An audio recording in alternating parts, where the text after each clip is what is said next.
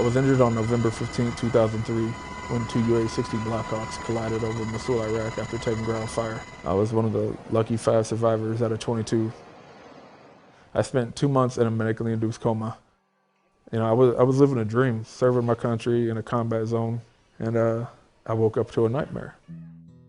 We're taught to not ever rely on anybody, and then when it comes to an incident like this, you need everybody you can to help you get through it. Looking good. I came to Germany because I wanted to be where the rubber met the road. I've always said that you have to get to them as soon as possible. What better place than right here? I wanted to be somewhere where I made that much more of a difference. I've been at the end of the recovery phase, but I've never been where it started. I've been on that side of the bed. I just try to walk around and talk to everybody. Let them know it does get better eventually. You're good. Relax, man. You're a patient now. It ain't no big thing. I had a hard time while I was in the hospital, mentally.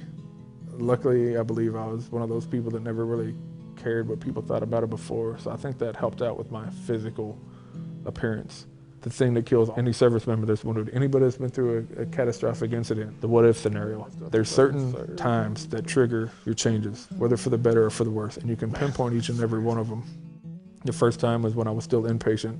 That day I looked in the mirror for the first time. I seen me, it distorted me, but I still seen me. I used to start walking around the hospital every day, just stopping in a soldier's room for 15 or 20 minutes. Forbess. Josh, you can call me Josh, it's fine. Until you get just, out of here. hey, the walls start talking to you when you're inpatient. It's amazing how something so small like that can help anybody through any situation. I look back on it now, everything that happened seemed like it was meant to be that way for a reason. It's just kind of funny. When I was laying on that side of the bed, I didn't think so. I was mad at everything. He's here in a professional capacity as a soldier and is able to mentor wounded warriors as they come in. This is a staging area. And still be here at the Fisher House providing mentorship and volunteerism to the residents and the service members who come through our doors on a daily basis. He's a huge inspiration. The Fisher House means so much to me for many reasons. One, my wife got to stay in a Fisher House while I was still in a medically induced coma. And then the big thing is the camaraderie that goes on at a Fisher House. Everybody's going through a similar situation, some kind of catastrophic event.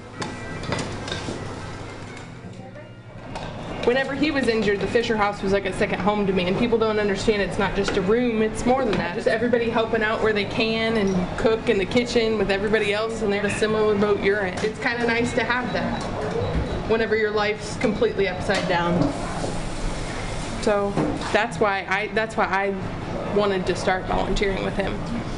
And he did it mainly just because that's him.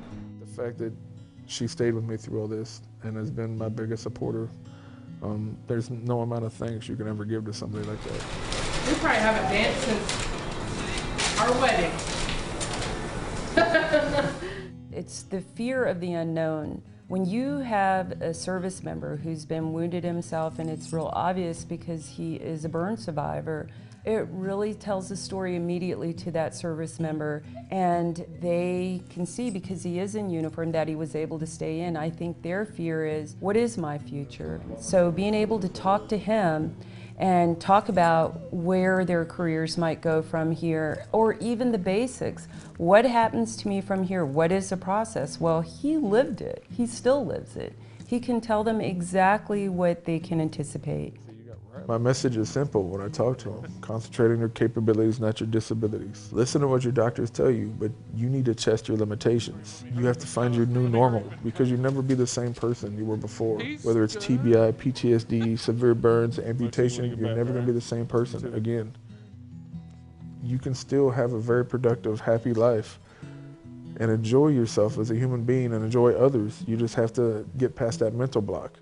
And after 8 years, everything I know is still just a small piece of the big puzzle. So they want a true story.